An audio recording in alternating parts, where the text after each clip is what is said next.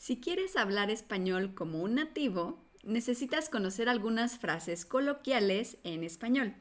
If you want to speak in Spanish like a native, you need to know some slang phrases in Spanish. And guess what? Y adivina qué. Hoy tenemos 25 frases coloquiales que te van a encantar y te sorprenderán. Today we have 25 slang phrases in Spanish that you will love and for sure will surprise you. So if you're ready, grab your pen and your notebook and let's start. ¡Vamos!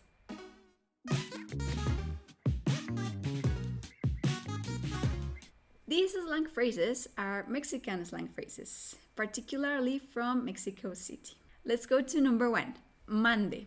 Well, it's not a phrase, it's a word, but it's pretty usual. Mande is a conjugated form of the verb mandar. That means to give orders or to tell someone to do something. And it's commonly used to answer, for example, when somebody calls your name. If someone calls me Ana, I would be like, mande, like, yes, tell me what you need, how can I help you, right? It's polite and it's very usual in Mexico. Then number 2. Number 2, échale ganas. If you know Mexican people, you will for sure hear this phrase. Échale ganas means to give all that you got, to do your best. Number 3, ¿en qué andas? ¿En qué andas? That means literally, what are you at? And it's a very informal way to ask, what are you doing? For example, you arrive to your house and your brother is on the computer like working a lot, and you could ask him like, ¿en qué andas? What are you doing? I would say that it's commonly used between young people. Number 4, you'll like this one. No te apures. No te apures. Apures is a conjugated form of the verb apurarse. That means to hurry. But in this case, apurarse has a different meaning, okay? When we say no te apures, we are saying don't worry. There's no problem, so no te apures. Number 5. No te lo tomes tan en serio. Again, no te lo tomes tan en serio. That means don't take it too seriously. Easy, relax. Like in English, right? Let's go to number 6. Fíjate que. Fíjate que. This is a commonly used expression to start telling kind of a long story. For example, if you have like a gossipy neighbor, she might say, fíjate que me encontré a tu exnovio en el mercado y se veía muy triste. It's like saying, let me tell you that I met your ex-boyfriend at the market and he looked so sad. Number 7. Cruza los dedos. It's just like in English. Cross your fingers. Cruza los dedos. Number 8. Así pasa. It's like saying, yeah, that happens. Like, there's no remedy. That's how it is. For example, mi amigo se enojó porque no pude ir a su fiesta. Así pasa. My friend got mad because I couldn't go to his party. Yeah, it happens. And the next one is very related. Ni modo. You will for sure hear this in Spanish. Ni modo.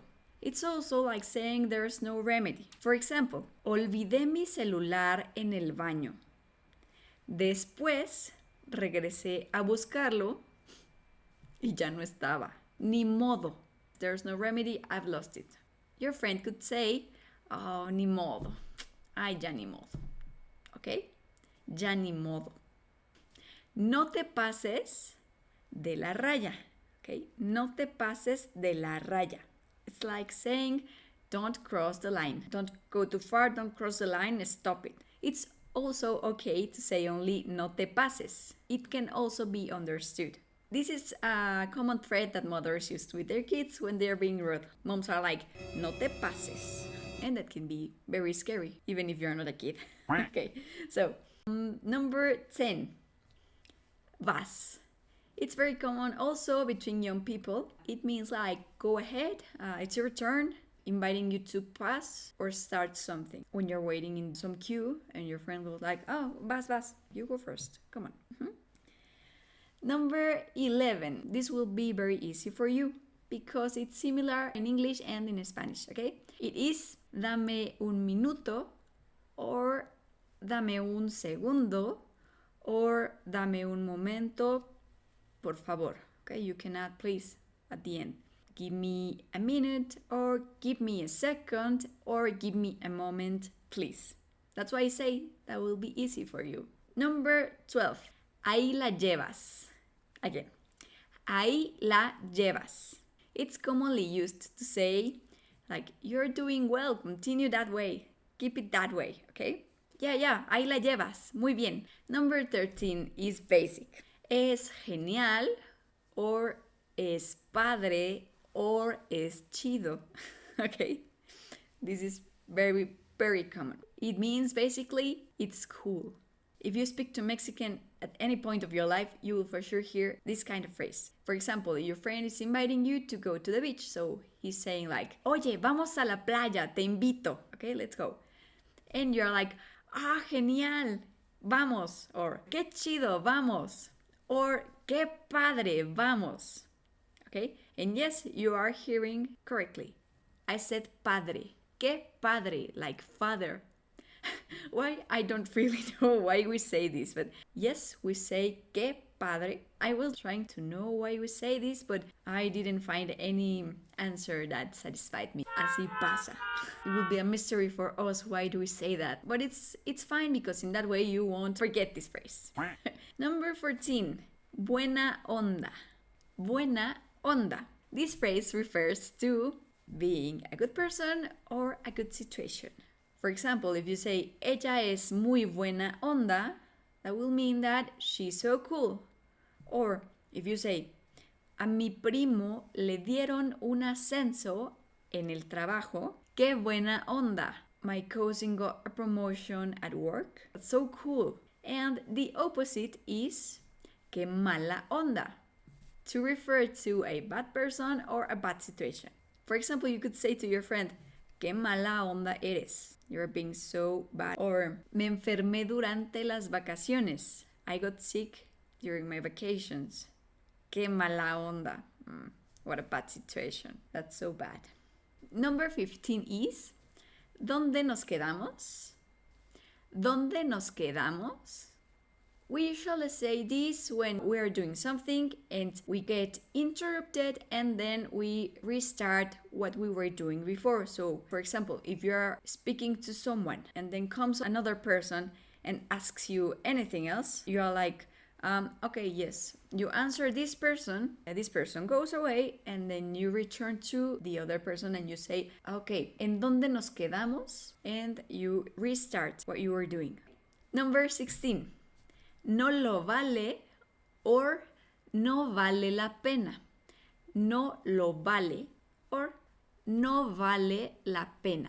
The meaning of these phrases is the same and it's not worth it. No vale la pena is also another song.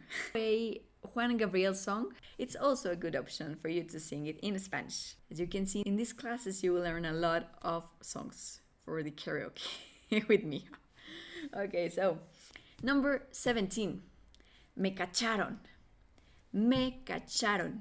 That means they caught me. For example, estaba copiando en el examen y me cacharon. Okay, the teacher caught me when I was cheating on the test. Number 18. ¿Quién sabe? Who knows or I don't know. For example, you are with your friend and you both see a handsome guy crossing the street and you're like, ¿Quién era ese? And your friend's like, ¿Quién sabe? Okay, nice case for this phrase.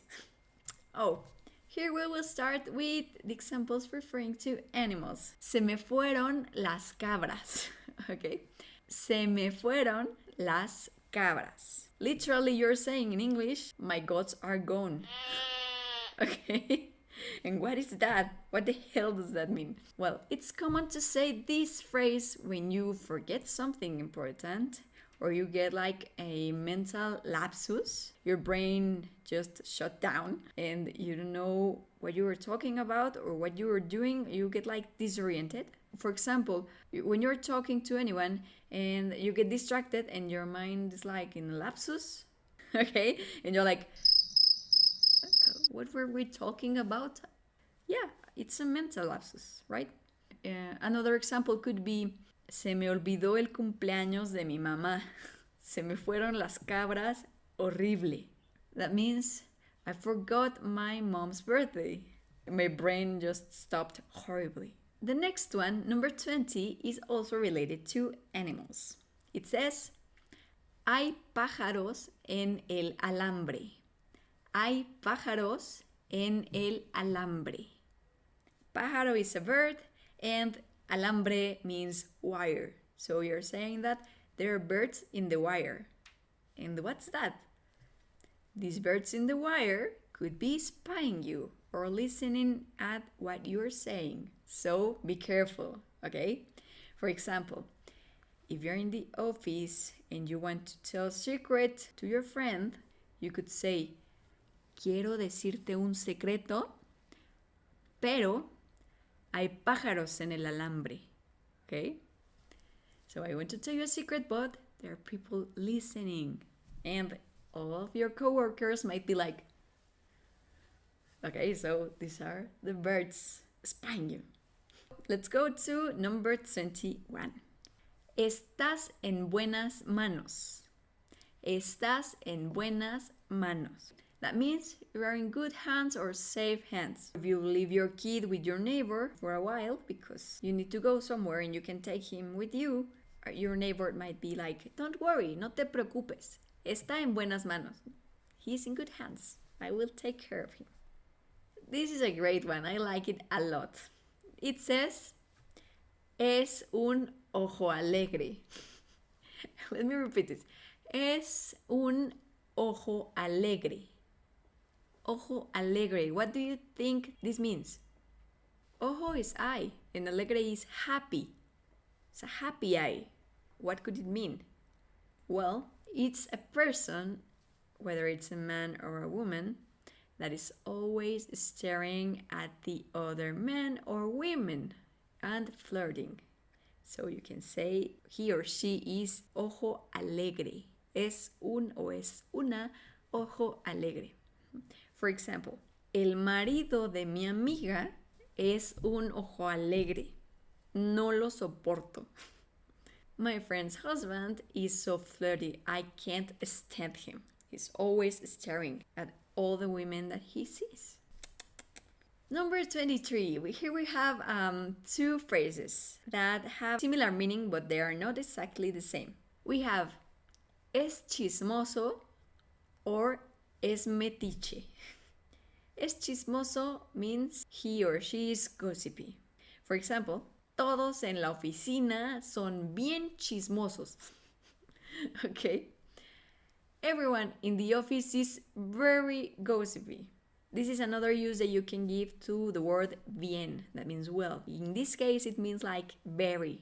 And metiche is similar but not exactly the same. Metiche means to be a nosy person, like that person that minds everyone else's businesses or gives unasked advice or opinions and all that. So you could say, for example, no seas metiche, métete en tus propios asuntos. Don't be nosy, mind your own business. Well, that's kind of rude, right? But it could work for a desperate moment. Number 24.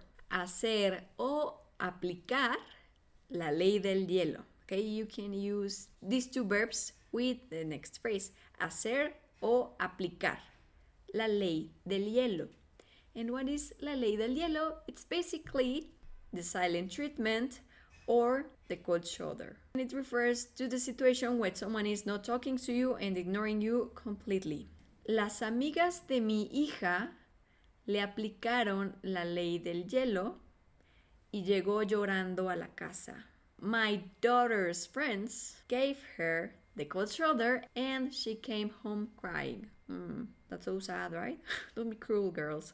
Don't you do that. Number 25. Anímate. Cheer up. You say this when you try to comfort someone.